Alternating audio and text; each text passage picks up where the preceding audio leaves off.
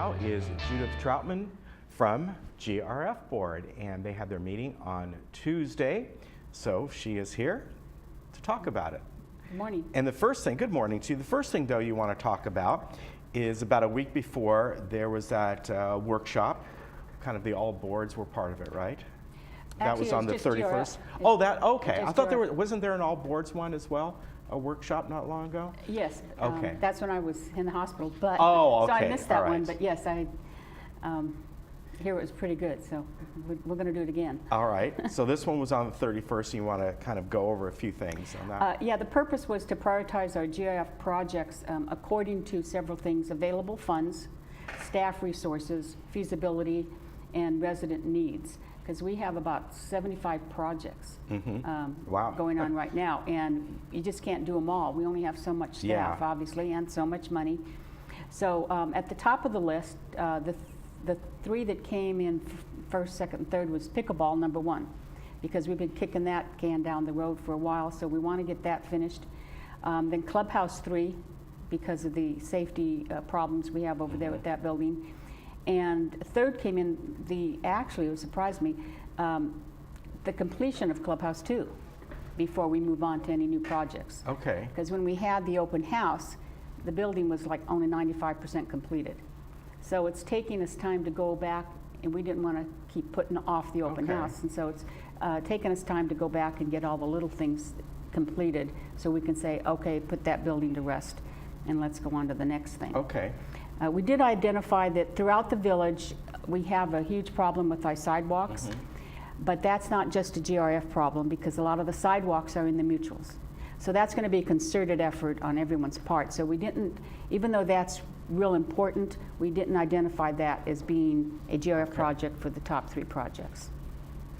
All right. So then we passed a lot of resolutions. Yes, you did. And this, of course, refers now back to the meeting, the open meeting. Back to the GRF open meeting. And that was at the City Hall. So I want to apologize to anyone who came to the board meeting and didn't get the memo that the boardroom is down, so we met at the City Hall. Right, and that will continue for another 2 months, maybe a bit longer, so we'll just wait and see. Hopefully. We'd like to have that done by April, but we don't want to give you any dates. Exactly, yeah. And then be off. The first resolution we passed established guidelines for pricing to the garden center plots. And the percent of the shared community was 68%, and that cost was $47 per resident for a 200-acre plot. So we just raised that up to 70%, so the plots are now $50 for a 200-square-foot plot. Okay. Not acre, I think I said, but a 200-square-foot plot. And we did this for several reasons. We also standardized them, which was the second resolution. There are a lot of people that have multiple plots, and we needed to reduce the abuse that we're having. For more than 10 years, there was very little oversight on how the plots were managed, and it's sort of run amok. And you're only supposed to, according to our GRF bylaws, own one plot. So we're going to grandfather time in some people who have 2 or more. They can keep 2, and if they have 10 plots, they have to give up the rest, because it's not fair to the 300 people who have been on the list for 4 years trying to get a plot.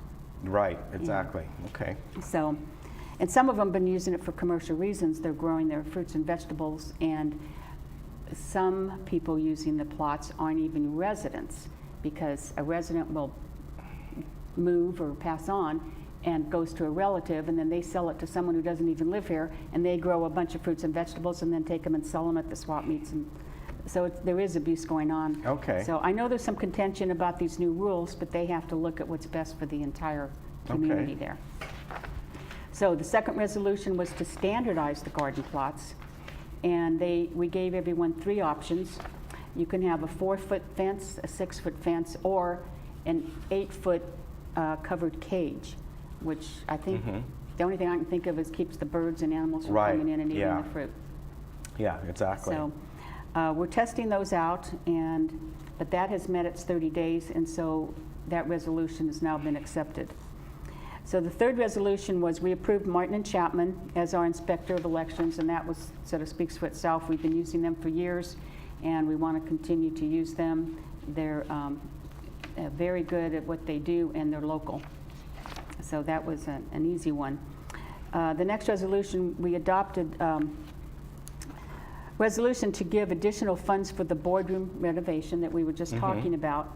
And we started out thinking it was only going to be around $200,000, and money was put aside for that, and because we were going to put in new technology but keep the original dais. Right, Well, exactly. then, when the engineers started looking how to install all that, it wasn't going to work with that dais, and they were going to have to practically destroy it. So it was almost just as cost effective to get a brand new dais. So this way it would be more compatible with the equipment we're installing. Right, exactly, okay. So if you were to look at the globe, there was a really nice list of all the benefits we're going to get from, Yeah, I and encourage I have everyone to do that. my copy down here, Oh, good. so yes, I just got it. So I'm sure when Jennifer comes on in a bit, we'll talk about that. Oh, good, Yeah. good, because people are going to want us to validate why we're spending, over $300,000 on that room. But if they read the list, it's going to be amazing what we're going to be able to do. It's really going to improve communication to the residents and sort of, interaction with the residents. And so I think they're going to be real happy with that. So then the next resolution we did was funding for the simulstat antenna project. And the antenna, as you already probably know more about this than I do, was originally purchased in 1995, and it has exceeded its life expectancy by 15 years.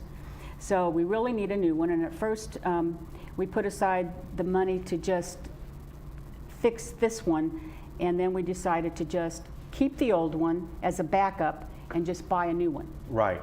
And so now we're at $315,518 for that project. But it's really going to improve our TV, and I'm not sure about webbing, but there's a whole list of things. We're trying to get the new boxes. You probably heard Brad if you went to the town hall. Right. But we need this new antenna to be able to get state-of-the-art equipment to work even in our homes. So, Yeah, exactly. So that's going to be really nice. We'll be able to get better channeling and better resolution and everything like that. Then we passed a resolution for the clubhouse piano assessment and replacement, and that's pretty simple. We just went through, two of our directors went through all the pianos and looked at them all and assessed them, and they have doctorates in this type of thing, and decided, as you know, we put digital pianos in Right. Clubhouse too, and they're working out very well. You know, the sound, we were spending like $10,000 a year just maintaining these pianos, we're tuning them, and you did not have to tune a digital piano. So maintenance is going to be a big savings with these new pianos, and they sound better, and a lot of our pianos are falling apart.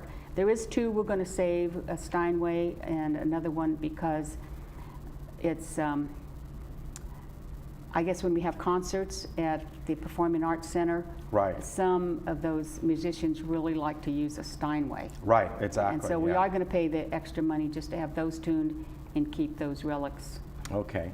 So then we had a resolution to approve the revised recreation policies. And this is where I wanted to spend a little more time. Okay. This is in its initial 30-day notification, but we're not going to deal with it until April because there's only 28 days in February. Exactly.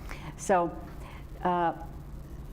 the club presidents need to pay attention to this, and unfortunately this list did not make it into the Globe, but I want to read the rules. Executive club officers must be a resident member according to GRF bylaws. Several clubs have non-resident officers acting as presidents, vice presidents, treasurers, and secretaries, which is prohibited under our GRF bylaw 3.2. The bylaw states that the right to use community facilities is transferred to the tenant when a manor is rented. The bylaw requires the manor owner to surrender his or her gate pass. Though a restricted gate pass may be issued, it is expressly excludes the right to use the community facilities. Bylaw 3.2 does provide the owner or the voting rights, so they maintain their voting rights. But when you move out of the community and lease out your manor, which quite a few residents do, that owner was maybe attached to a club or two, and they maintain that relationship with that club, and they still run for officers in that club, and that is not allowed. So they're going to be cracking down on that, which is unfortunate. So clubs really need to pay attention to this and come to the next meeting, because that'll be a good opportunity to get us to tweak this a little bit if it's that important.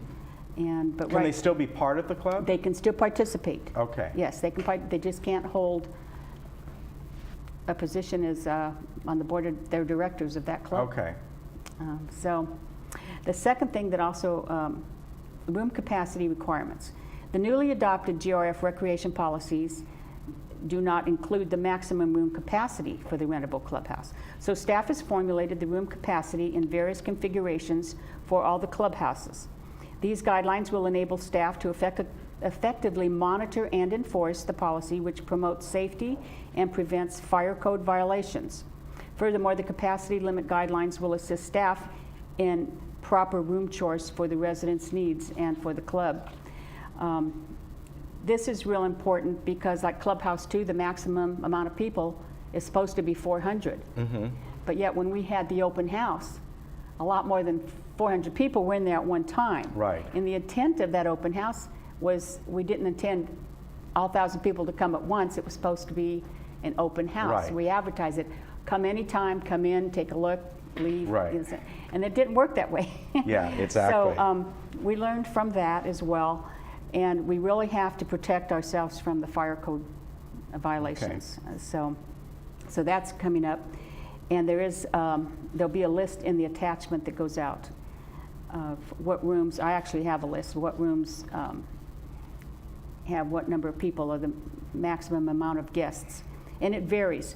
You can have, so many if you're just doing a lecture style, and then there's less if you're doing tables.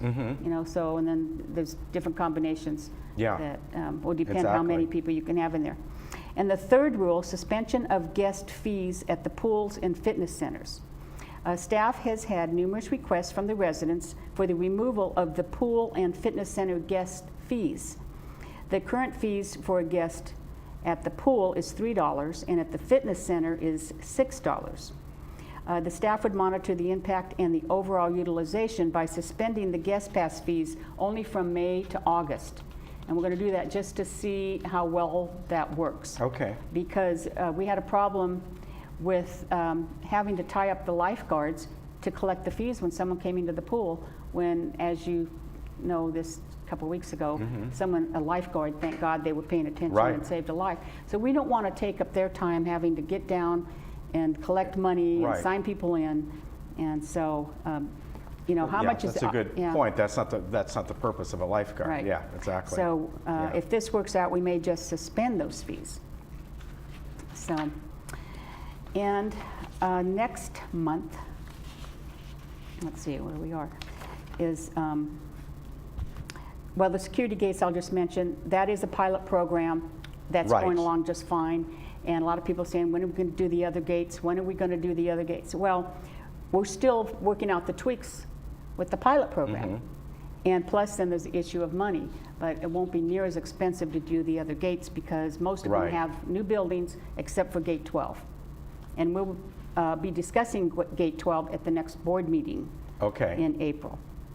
So I'll just mention briefly our executive sessions. All we do there, a lot of people want to know why they can't come in. We talk about contracts, we do disciplinary hearings, and some legal matters. Right, exactly. With the lawyer. So that's why, that's a state law, those have to be confidential. So now, as I said, our next board meeting is March 7th, and it will be at the City Hall. Right. We have also changed or reducing the amount of committee meetings that we have, and they're going to every other month. Like the MNC meeting for February was canceled, February 20th, not just because it was a holiday and the office is going to be closed, but because it's, we're changing it to the odd months. Right. So you're going to have to look at the Monday memo if you're used to going to certain meetings, because they're going to change on, like we were the third Monday, now we're going to be the second Thursday. Right, exactly. For MNC. So it's going to reduce the amount of time that staff has to sit in a meeting. That frees them up to do more productive work. and it reduces the amount of time that a mutual director has to sit in a GRF meeting in addition to all their other committee meetings. Right. So in between that long period between meetings, so we're going to increase the communication to the residents by way of the Globe, sitting here with you, TV6, newsletters, email blasts, and we're going to have to make a big effort to increase the communication so they know, you know, we didn't go 60 days and hide anything from them and take care of a bunch of stuff. We're going to keep everybody in the loop. And so I just hope everybody makes it to the City Hall. Yes, that wants exactly. It. The well, seating is more limited. Yeah, it's more limited, and we've been announcing it. So, Good. You know, we've done everything we can, and hope people make it over there. So you had a pretty good crowd the other day. We did, yeah. Yeah. There were almost only 1 or 2 seats left. And, Yeah. The speakers work a little different, so we had to get Yes, used they to do. that. And they didn't come over, sound real good on the TV. Yeah, Something's wrong with their- yeah, there's a we have the sound system over there that then comes over here and connects Oh, to that's here. why. And Okay. also there's only 3 cameras over there, where the boardroom had 4. So, you know, it's a little bit of... You had your work cut out for you. Yeah, a little bit of tweaking over there. But it will be there at least until April, you know, the start of April. And of course, if it's going to be longer, we'll make sure people understand that. Good. Yeah. Good. All right. Great. Thank you very much. Good to see you. Thanks for coming in. We appreciate it. pleasure. All right. And we'll be right back.